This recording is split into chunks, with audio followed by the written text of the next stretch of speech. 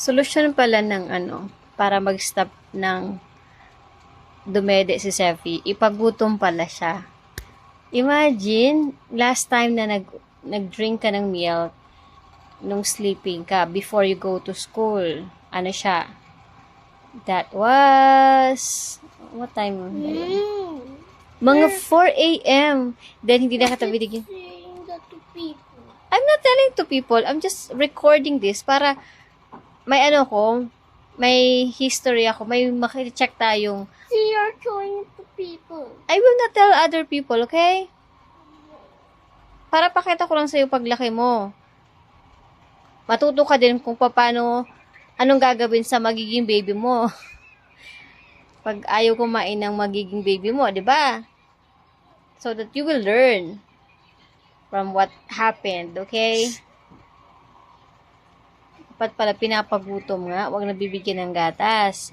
Kasi pag sobrang gutom, plus, I promise to let you borrow my phone. Kaya ka, nag-follow kay mama. Diba? Very good.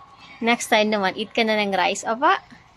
Apa? You promise me, parang di ko na kukunin ng phone ng mabilis. Apa? Promise?